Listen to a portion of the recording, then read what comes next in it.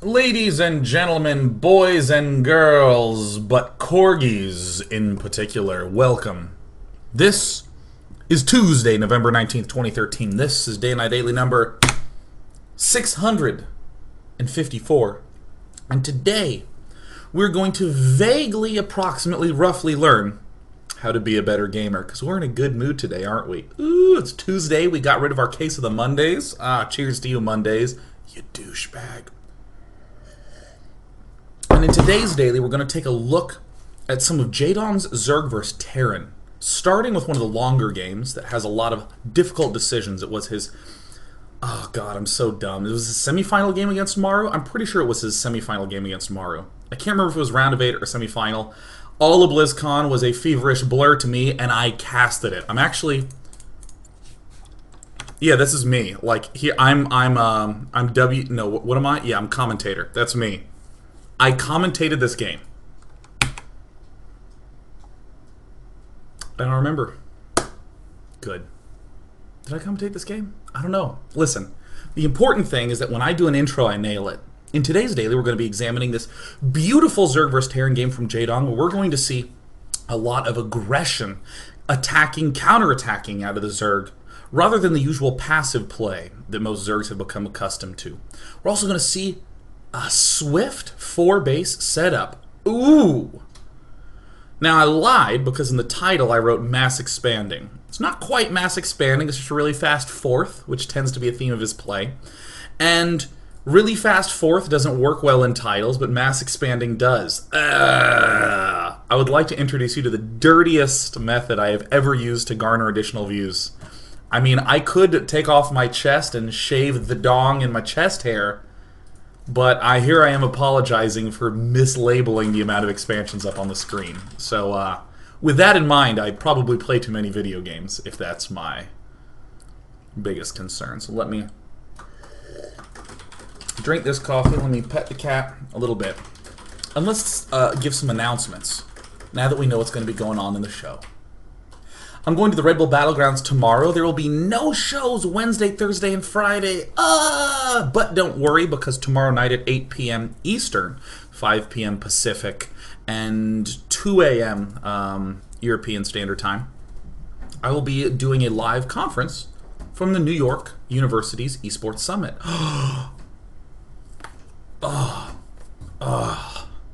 So I hope to see you there.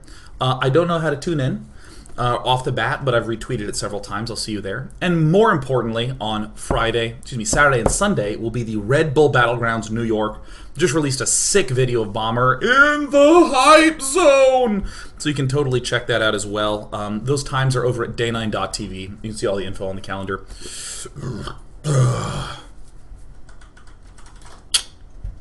Most importantly of all, you have a new emoticon if you are a subscriber to the Day 9 Daily. Day Troll, and you get me giving my troll face. Yeah.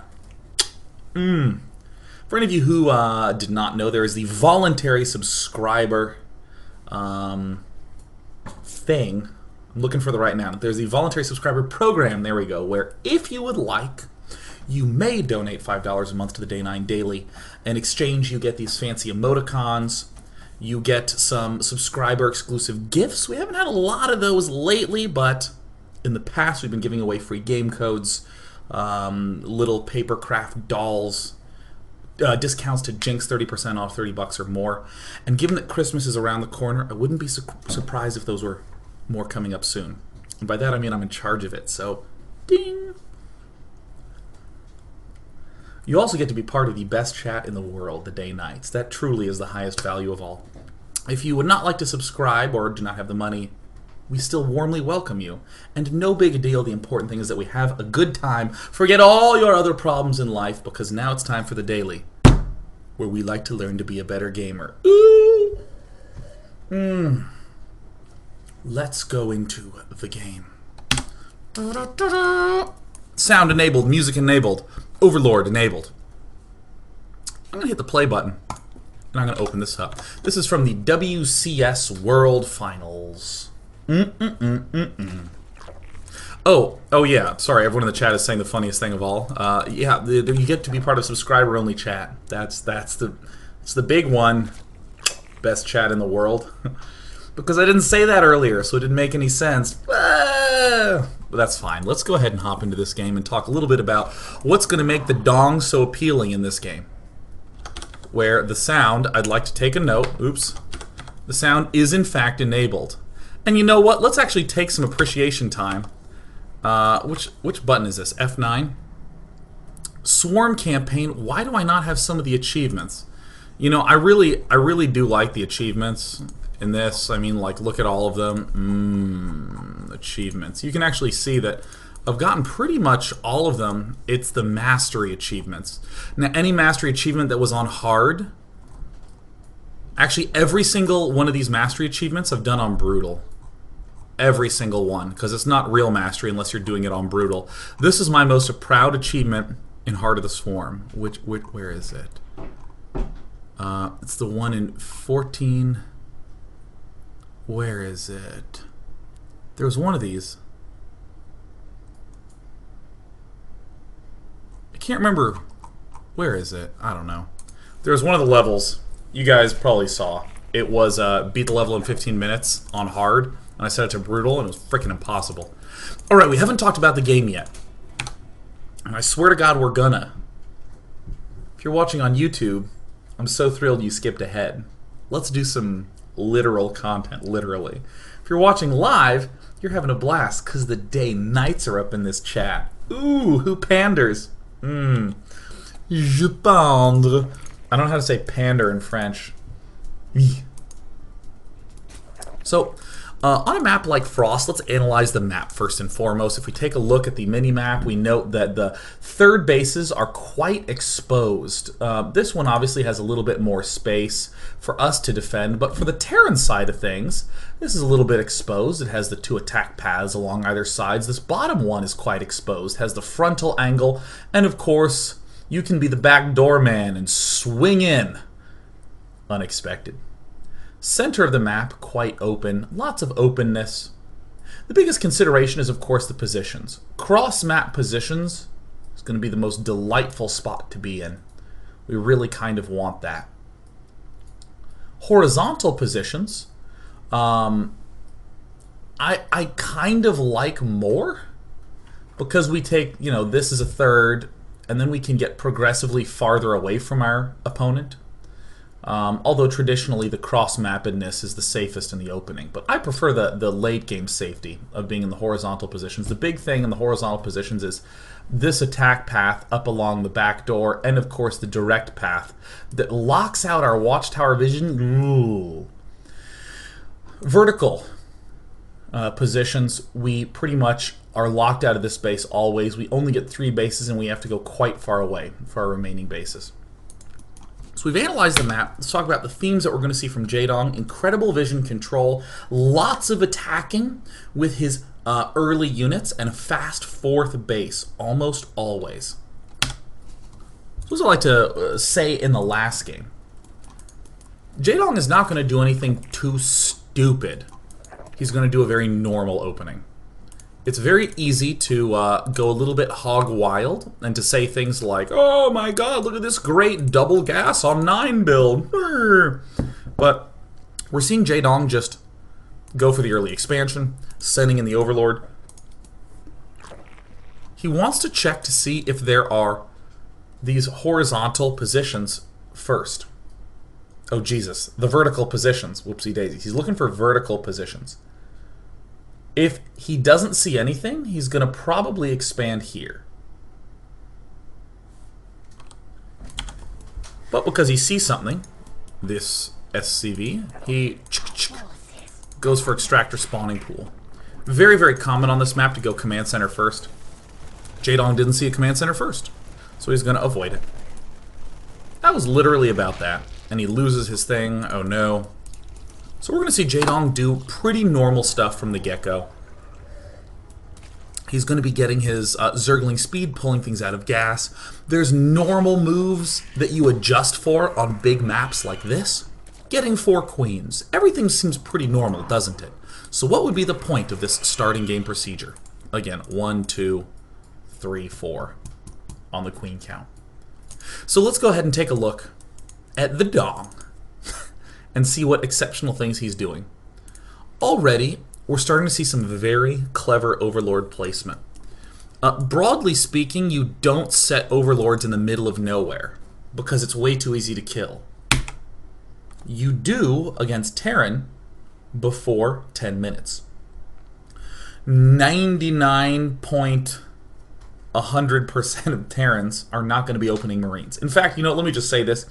Every Terran opens with no Marines. Every Terran opens with factory Hellion play, except Bomber. That's it. He's the only one who doesn't. In the last year and a half that I've watched StarCraft, he's the only one that matters. I know there's like some Silver Leaguer who's like, you are mistaken again, Day 9. Shit, I drooled everywhere. That was a globule. Oh my god. That Silver Kid double owned me. Wow. Whoa. I got like quantum bent over there, man. I got smoked. Oh, alright. Let's do this again. Woo!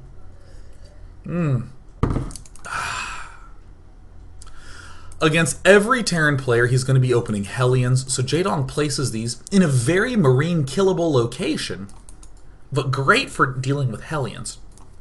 Already love that. We're going to take a lot of examination of these Overlord placements. Another Overlord just sneaking to the backside. Why not? Oh, the forces are under attack. Typical time for the third base for the Dergs is 6 minutes. And Jaedong always builds a good chunk of Zerglings to sort of check out what's going on. Everything is pretty normal. I think everyone's noted 3 base at 6 minutes. Derp-de-doo! An extractor going down with the third base. Hua-de-hua-de-hua. As well as extra dudes in the gas. These are like so normal that it pains me to obsess about them. But look at the Overlord placements. Continuing to extend forward. I actually want to take a look at this Overlord Jewel rotation. Because, Apollo likes to talk about this, the places where Overlords are supposed to go. I actually guess I will go to 5 minutes. Let's take a look at the path of this Overlord. You don't think of it as Overlords going to paths. Or excuse me, you don't think of it as Overlords going to certain locations. Right now, it's more about these paths. This Overlord's going to chill here for now. But take a look at this movement. It's moving over to here, and as this vision turns black because there's nothing there, we're going to be having another Overlord, where is he? Heading right on in to fill that vision in.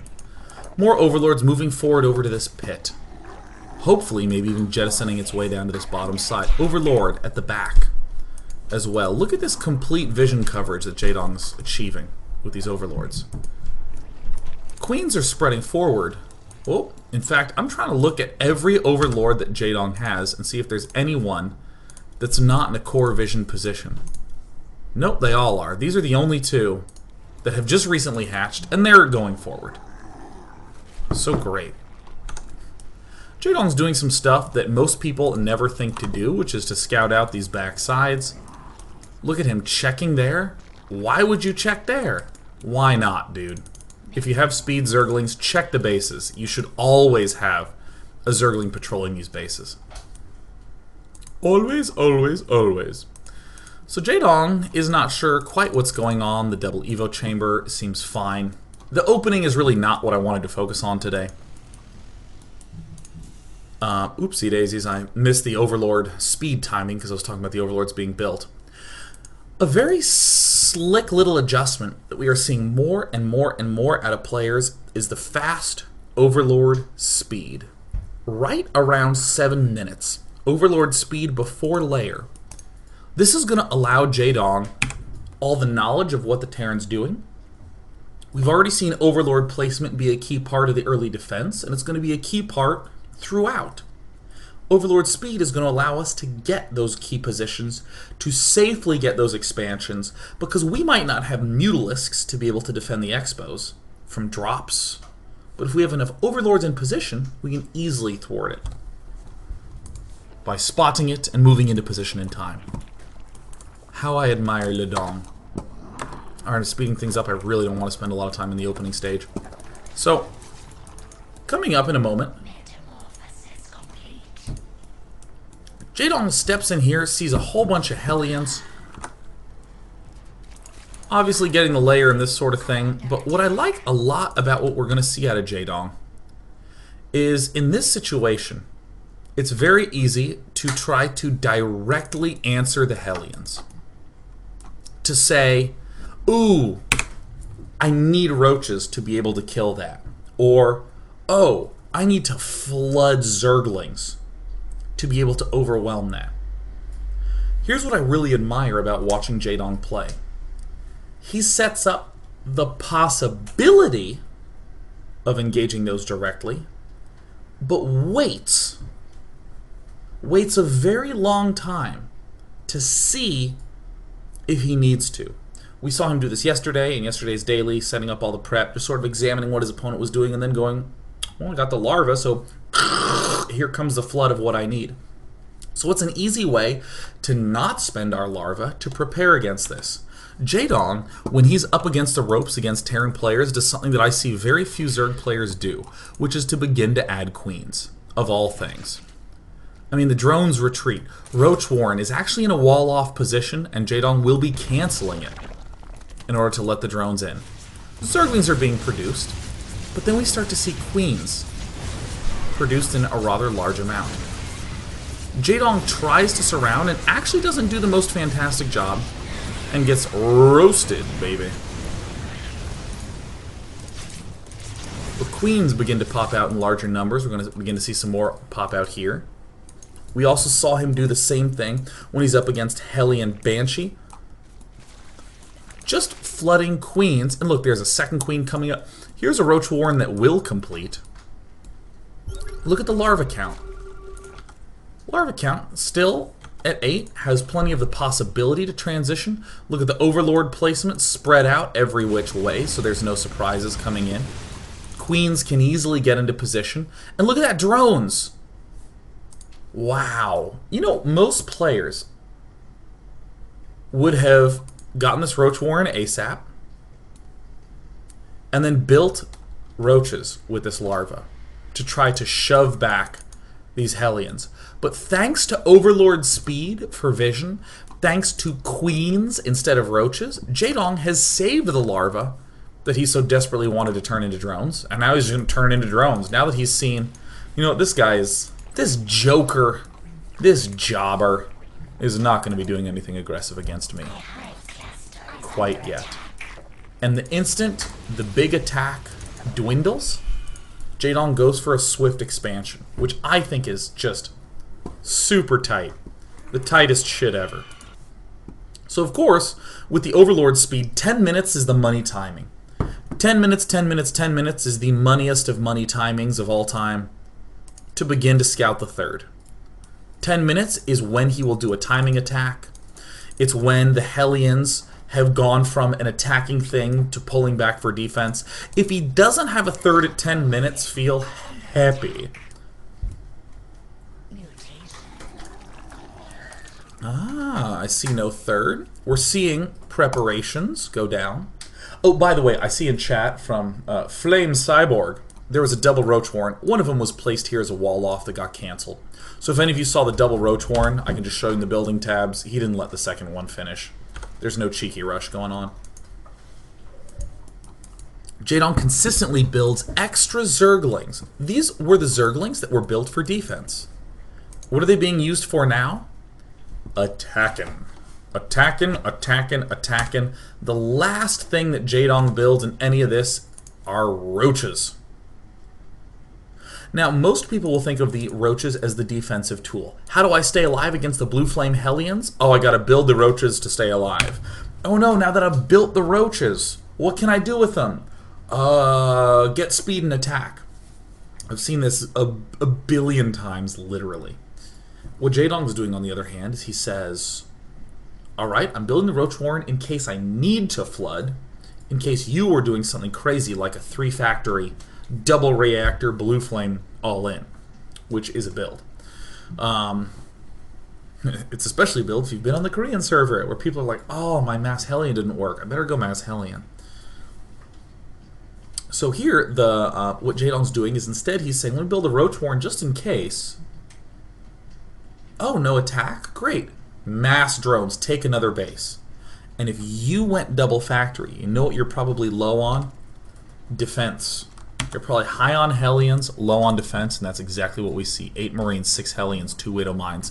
Jaedong is going to seize the game by the proverbial balls with a big roach play and begin to bring the noise. Let's watch this unfold, and let's step into part 2 after that. So let us begin some unfolding. So we see the Zerglings just darting on in. These were the Zerglings that were used for defense, that looked for an opportunity to be aggressive. They're not necessarily going to take it, but there they found it. And this is kind of a traditional look from Jaedong. All the layer tech upgrades, lots of roaches being produced, some overseers. Remember those overlords? Let's take a look at them. Overlords being spread out all over frickin' everywhere. We even say, I think this guy's even moving? No, he's not. I mean, super spread, even has one in the corner, has one over by the other probable expansion, still has some over here. I mean, look at the vision. Jaedong sees everything on his half of the map. That's just a gorgeous collection of vision. And while all this is going on, Jaedong is flooding for a big attack. Oops, in production we see some drones being made, expansion finishing up. These aren't going to be a big deal. These roaches, Jaedong almost never builds things for temporary defense. He builds for big attacks. Let's look at how he does it. Very often we'll have some units on each flank and be moving in to do the counters. So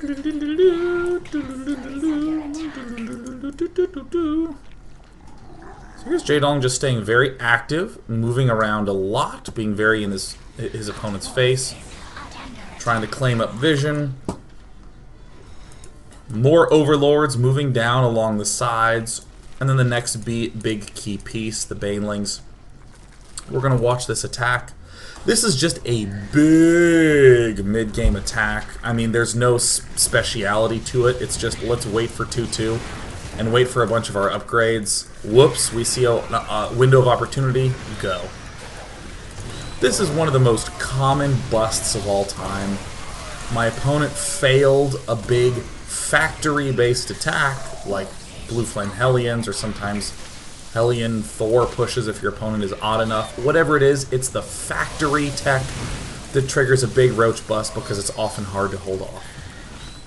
And surrounding, and whatnot. So that went well. The game is far from over, though, because Maru is an animal.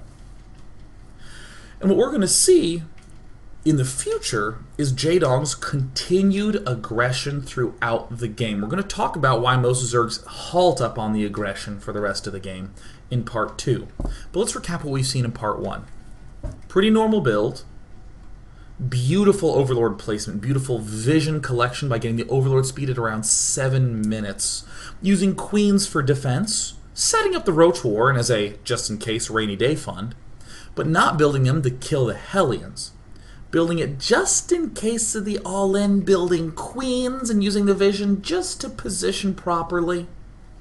And then Jaedong built tons of drones. He saved that larva because he built Queens. So he could drone up, get a great economy, and then that Roach Warren that was just there potentially for defense is now an amazing bust tool, and we saw the bust work just now.